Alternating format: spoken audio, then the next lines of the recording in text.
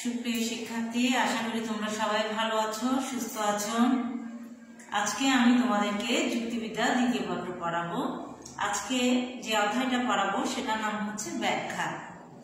আজকের অনলাইন ক্লাসে আমি নাসিরা বেগম তোমাদের সবাইকে স্বাগত জানাচ্ছি। আজকে আমি যারা সেকেন্ড ইয়ারে আছো তাদের জন্য ষষ্ঠ অধ্যায়টা পড়াবো। তোমরা সবাই জানো ব্যাখ্যার সাথে, শব্দটার সাথে তোমরা সবাই পরিচিত।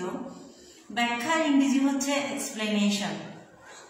সাধারণভাবে আমরা সবাই সাধারণত কি করি, যে কোনো কিছু যখন আমাদের কাছে কঠিন মনে হয় সেটা আমরা সহজভাবে বুঝতে চাই। এই সহজভাবে বোঝার জন্যই কিন্তু কঠিন বিষয়কে আমরা ব্যাখ্যা দিয়ে থাকি। অর্থাৎ কোনো কঠিন, দুর্বোধ্য এবং যে জিনিসটা আমরা সহজে বুঝতে পারি না সেটাকে সহজবদ্ধ এবং সেটা আমরা যাতে বুঝতে পারি সেই জন্য সাধারণত আমরা ব্যাখ্যা দিয়ে থাকি। এই আমাদের এক্সপ্লেনেশন শব্দটি দুইটি অংশ। এটা এসেছে দুইটি শব্দ থেকে। একটা হচ্ছে এক্সপ্লেন, এই যে আমি এখানে লিখেছি দেখো এক্সপ্লেনেশন, এটা দুইটি অংশ, একটা হচ্ছে এক্স আর একটা হচ্ছে প্লেনো। এক্স শব্দটির অর্থ হচ্ছে আউট অফ বা পূর্বাবস্থা, আর প্লেনো হচ্ছে টু ওয়ে প্লেন অর্থাৎ সহজ করা। তাহলে আমাদের এই এক্সপ্লেনেশন শব্দটাকে ভেঙে আমরা দুটো শব্দ পাচ্ছি, এক্স এবং প্লেনো। অর্থাৎ আমরা যদি এক্স বলতে এখানে পূর্বাবস্থা অর্থাৎ যেটা জটিল অবস্থা, আর প্লেন মানে সহজ করা, অর্থাৎ কোনো কঠিন পূর্বাবস্থাকে সহজ করাই হচ্ছে এক্সপ্লেনেশন। অর্থাৎ যখন কোনো জিনিস বা কোনো ঘটনা আমাদের কাছে দুর্বোধ্য থাকে সেটাই হচ্ছে পূর্বাবস্থা, আর যখন সেটা সহজবদ্ধ হয় সেটা হচ্ছে ব্যাখ্যা। আমরা শাব্দিক দিক থেকে বলতে পারি কোনো পূর্বাস্থিত বস্তু বা ঘটনা যখন জটিল বা কঠিন অবস্থায় থাকে সেটাকে সহজবদ্ধ করাই হচ্ছে আমাদের এক্সপ্লেনেশন বা ব্যাখ্যা। আমরা এভাবেও বলতে পারি কোনো জটিল, দুর্বোধ্য ও অস্পষ্ট বা রহস্যময় ঘটনাকে সুস্পষ্ট, সহজবদ্ধ এবং সকলের বোধগম্য করে তুলে ধরাকে ব্যাখ্যা বলা হয়। অনেক সময় দেখা যায় ছোট একটা ঘটনাকে আমরা ব্যাখ্যা দিতে গিয়ে কিন্তু ঘটনাটা অনেক বিশাল হয়ে যায়। এই প্রকৃত জগতে অনেক ঘটনাই সারাক্ষণ ঘটছে এবং সকল ঘটনাই কিন্তু আমরা বুঝতে পারি না। সব ঘটনার মধ্যে অনেক রহস্য থাকে, অনেক কঠিন অবস্থা থাকে। তখন আমরা কি করি, ব্যাখ্যার আশা করি বা আমরা চাই ঘটনাটা ব্যাখ্যা দিতে। এই ব্যাখ্যা দিতে গিয়েই আমরা ঘটনাকে অন্যের জন্য সহজ করে তুলি এবং সহজবদ্ধটাই হচ্ছে আমাদের ব্যাখ্যাকরণ। আমরা ব্যাখ্যার সংজ্ঞা দিতে গিয়ে যুক্তিবিজ্ঞান যে কথাটা বলেছেন সেটা হচ্ছে যে কোনো যে অবস্থাটা দুর্বোধ্য, জটিল, অস্পষ্ট, কুমিলিকাচ্ছন্ন বা রহস্যজনক বলে মনে হয় তাকে আমরা স্পষ্ট, প্রাঞ্জল ও সহজবদ্ধভাবে প্রকাশ করাই হচ্ছে ব্যাখ্যা। অর্থাৎ ব্যাখ্যা বলতে আমরা একটা অস্পষ্টতা বা দুর্বোধ্যতার পূর্বাঙ্গিক অবস্থাকে বুঝি। এই অবস্থার জন্য আমরা মানসিক দিক থেকে অস্বস্তি বোধ করি, কিন্তু যখন আমরা বিষয়টাকে ব্যাখ্যা করতে সমর্থ হই বা ব্যাখ্যা দিতে পারি তখন কি হয়, এই মানসিক অস্বস্তিটা আমাদের মন থেকে দূর হয় বা আমরা সেই অস্বস্তি থেকে মুক্তি লাভ করি। আমরা এই দৃষ্টিকোণ থেকে আমরা বলতে পারি যে মানব মনের জিজ্ঞাসাকে পরিতুষ্ট করাই হচ্ছে ব্যাখ্যা। অর্থাৎ মানুষের মনের মধ্যে যে জিজ্ঞাসা থাকে, প্রশ্ন থাকে, সেটাকে পরিপূর্ণ করা, সেটাই হচ্ছে আমাদের ব্যাখ্যা। আমাদের এই বিশ্ব প্রকৃতিতে বৈচিত্র্যময় ঘটনাগুলি অত্যন্ত জটিল এবং রহস্যময়। এই ঘটনা সম্পর্কে অনেক সময় আমরা কিছুই বুঝতে পারি না, কেন হচ্ছে, কি কারণে হচ্ছে, এমন প্রশ্ন আমাদের মাঝে সবসময় বিরাজ করে। তখন এসব বিচিত্র ঘটনাগুলি ও রহস্য সম্পর্কে জানতে আমরা গভীরভাবে কি করি, আগ্রহ প্রকাশ করি। আমরা এসব কিছু ব্যাখ্যা পেতে চাই। ঘটনার প্রকৃত ব্যাখ্যা বা রহস্য উদ্ঘাটনে আমাদের কৌতূহল বা জিজ্ঞাসা নিবৃত্তি ঘটায়। আরো স্পষ্টভাবে বলতে পারি, কোনো জটিল, দুর্বোধ্য, অস্পষ্ট, রহস্যময় ঘটনাকে সুস্পষ্ট, সহজবদ্ধ এবং সকলের বোধগম্য করে তোলাই হচ্ছে ব্যাখ্যা। আমরা এই বিশ্ব প্রকৃতিতে যে ঘটনা ঘটে সেই ঘটনার মধ্যে যেমন বৈচিত্র্যতা আছে, তেমনি আমাদের মানসিক মনের মধ্যেও কিন্তু বৈচিত্র্যতা আছে। যেই ব্যাখ্যাটা একজন সাধারণ মানুষকে পরিতুষ্ট করতে পারে বা খুশি করতে পারে, একজন বিজ্ঞানীকে কিন্তু সেই একই ব্যাখ্যা পরিতুষ্ট করতে পারে না। সাধারণ মানুষের কাছে যে ব্যাখ্যাটা খুব মানে তার মনকে পরিপূর্ণ করে, হয়তো সেভাবে যে হ্যাঁ আমার ব্যাখ্যাটা ঠিক আছে, কিন্তু একজন বিজ্ঞানী সেই ব্যাখ্যাটাকে সম্পূর্ণভাবে তার কাছে মূল্যহীন বলেও মনে হতে পারে। যেমন একজন সাধারণ মানুষ কোনো ঘটনার পেছনে অনেক সময় জিন, পরি বা অতি প্রকৃত কোনো বিষয়কে নিয়ে আসেন, কিন্তু একজন বিজ্ঞানী কিন্তু কোনো ঘটনা ব্যাখ্যার সময় সেই জিনিসগুলোকে নিয়ে আসেন না, কারণ উনি মনে করেন প্রত্যেকটি ঘটনার পেছনে একটা কার্যকারণ সম্পর্ক আছে এবং তিনি কি করেন, সে কার্যকারণ সম্পর্কটা আবিষ্কার করতে চান। বিজ্ঞানীরা কাল্পনিক কোনো কিছুকে বিশ্বাস করেন না, তারা তাদের গবেষণা আর প্রমাণ করতে পারেন, তাই তারা উপস্থাপন করেন, তাই তারা আমাদের কাছে তুলে ধরেন। আমরা বলতে পারি কোনো একটি উদাহরণ হিসেবে আমরা বলি যদি, যে কোনো স্থানে দেখা গেল যে একটা গ্রামে ডায়রিয়া দেখা দিয়েছে, তখন সাধারণ মানুষ কি বলে যে আগে বিশেষ করে এখন মানুষ অনেক সচেতন হয়ে গেছে, আগে মানুষ বলতো যে ওলা বিবির কারণে এই এলাকায় মহামারী বা ডায়রিয়া হয়েছে। যেমন ধরো এখনের সময় ধরো এই যে আমরা মহামারীর মধ্যে আছি, এটা নিয়ে কিন্তু অনেক জায়গায় ভুল ধারণা অনেক প্রচলিত আছে, কিন্তু এটার পেছনে সত্যিকারের ঘটনাটা অনেকে হয়তো বিশ্বাস করে না, অনেকে ভাবে মানুষ অনেক পৃথিবীতে পাপ করছে, সে কারণে হয়তো মানুষ ভিন্ন রকম সমস্যার সম্মুখীন হচ্ছে।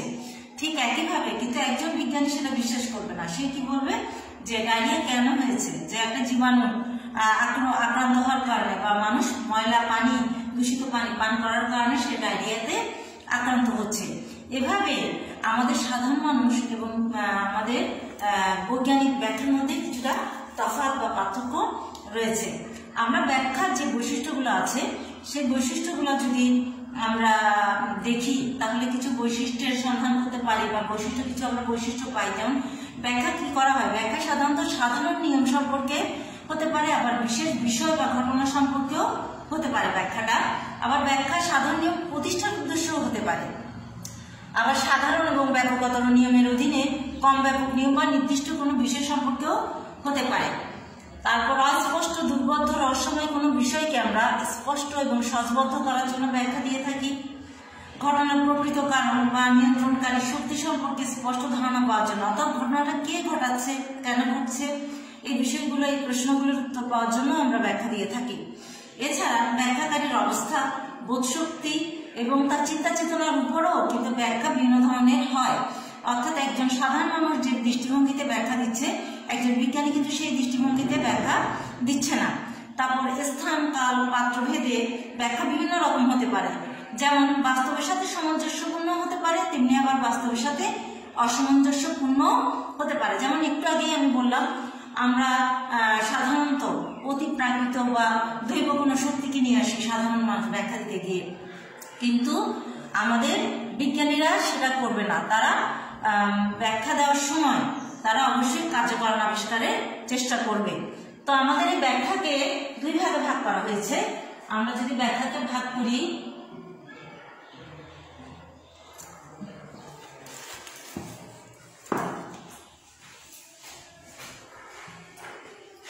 যাই হোক আমাদের ব্যাখ্যা হচ্ছে দুই প্রকার, একটা হচ্ছে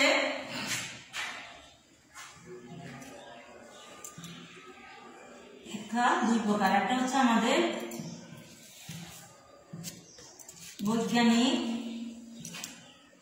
ব্যাখ্যা, আরেকটা হচ্ছে আমাদের লৌকিক ব্যাখ্যা। হ্যাঁ, আমাদের বৈজ্ঞানিক ব্যাখ্যায় আমরা সাধারণত আমরা কি করি, বৈজ্ঞানিক ব্যাখ্যায় কিন্তু আমাদের মন করা ব্যাখ্যা না, বৈজ্ঞানিক ব্যাখ্যা কোনো মন করা ব্যাখ্যা না। যে ব্যাখ্যায় আমরা কোনো ঘটনাগুলোর মধ্যে কার্যকারণ সম্পর্ক আবিষ্কার করি এবং একটি ঘটনার সাথে আরেকটি ঘটনার সম্পর্ককে খুঁজে বের করার চেষ্টা করি, কোনো অপ্রকৃত বা দৈব শক্তি ছাড়া আমরা যখন কার্যকারণ সম্পর্ক আবিষ্কার করতে চাই, সেটাই হচ্ছে আমাদের বৈজ্ঞানিক ব্যাখ্যা। হ্যাঁ, যেমন ধরো বৈজ্ঞানিক নিউটন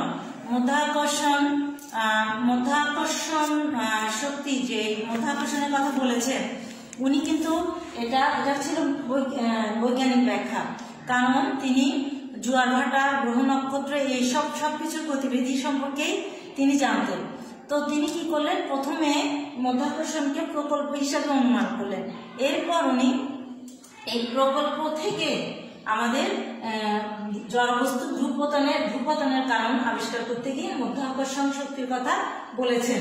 অর্থাৎ উনি কিন্তু, আমরা সাধারণ মানুষ তো গাছ থেকে কত কিছুই পড়তে দেখি, আমরা কিন্তু ওটা নিয়ে সেভাবে চিন্তা করি না, ওনার মতো চিন্তা করি না সাধারণ মানুষ। কিন্তু উনি কি করলেন, কেন জড়বস্তু ধ্রুপতন হচ্ছে, অর্থাৎ একটা জড়বস্তু কেন নিচে পড়ে যাচ্ছে, সেই কারণটা আবিষ্কার করতে গিয়ে উনি বৈজ্ঞানিক ব্যাখ্যার কথা বলেছেন। বৈজ্ঞানিক ব্যাখ্যা দিতে গিয়ে উনি জোয়ার ভাটা এবং গ্রহ নক্ষত্র, আমরা জানি যে প্রত্যেকটা গ্রহ কিন্তু তার কেন্দ্রের দিকে প্রতিটা জিনিসকে কি করছে, আকর্ষণ করছে। তাহলে আমাদের যেই জিনিসগুলা নিচ থেকে উপর থেকে নিচে পড়ছে, এইসব জিনিসগুলো কেন পড়ছে, এটা হচ্ছে মাধ্যাকর্ষণের কারণে প্রতিটা জিনিসই উপর থেকে নিচে ভূপতন হচ্ছে, অর্থাৎ জড়বস্তু ভূপতন হচ্ছে। সেজন্য উনি মাধ্যাকর্ষণকে প্রকল্প হিসাবে অনুমান করে এবং আমাদের নিয়মগুলোর মধ্যে একটা কার্যকরণ নীতি আবিষ্কার করার চেষ্টা করেছেন। সেটাই হচ্ছে বৈজ্ঞানিক ব্যাখ্যা, যে ব্যাখ্যায় আমরা কোনো প্রকার লৌকিক বা কোনো প্রকার দৈব শক্তি ছাড়া বৈজ্ঞানিকভাবে কার্যকরণ, অর্থাৎ আমি আগের ক্লাসগুলোতে তোমাদেরকে বলেছি কার্যকরণ সম্পর্কের কথা। কার্যকরণ সম্পর্কের মতে প্রত্যেকটি কার্যের একটা কারণ থাকে, তেমনি কোনো জিনিস যদি নিচে পড়ে বা জোয়ার ভাটা কেন হচ্ছে বা গ্রহ নক্ষত্র কেন তার নিজের দিকে জিনিসগুলোকে টেনে নিচ্ছে, প্রত্যেকটা জিনিসেরই একটা অবশ্যই কারণ থাকবে, ঘটনারই একটা কারণ থাকবে। এই কার্যকরণ আবিষ্কার করাটাই হচ্ছে আমাদের বৈজ্ঞানিক ব্যাখ্যা। আর লৌকিক ব্যাখ্যা হচ্ছে যখন যেই ব্যাখ্যাটা সাধারণ মানুষ দিয়ে থাকে সাধারণত, যেমন কোনো কিছু হারিয়ে গেলে আমরা অনেককেই চোর ভাবতে শুরু করি, অথবা কোনো কিছু ব্যাখ্যা করতে গিয়ে আমরা একটা ছেলে হারিয়ে গেল, আমরা যদি বলি যে ছেলেটাকে কি ভূতে নিয়ে গেছে, জিনে নিয়ে গেছে, বা কোনো জিনে ধরেছে, ভূতে ধরেছে, এইভাবে যখন কোনো ঘটনার ব্যাখ্যা দিতে যাই, এই যে একটু আগে আমি বললাম যে গ্রামে ডায়রিয়া দেখা দিয়েছে, সেজন্য আমরা কি ভাবি যে ওলা বিবির কারণে গ্রামে ডায়রিয়া দেখা দিয়েছে, সেটাও কিন্তু একটা লৌকিক ব্যাখ্যা। এই হচ্ছে আমাদের বৈজ্ঞানিক ব্যাখ্যা এবং লৌকিক ব্যাখ্যা। আমাদের যে ব্যাখ্যা আছে, ব্যাখ্যার তিনটা রূপ, আবার আমাদের ব্যাখ্যাকে আমরা তিনটা রূপ পাই ব্যাখ্যার। একটা হচ্ছে অন্তর্ভুক্তি, শৃঙ্খল যোজন, অন্তর্ভুক্তি, আর একটি হচ্ছে বিশ্লেষণ। এই তিনটি হচ্ছে ব্যাখ্যার তিনটি বিভিন্ন রূপ। একটা হচ্ছে অন্তর্ভুক্তি, বিশ্লেষণ এবং শৃঙ্খল যোজন।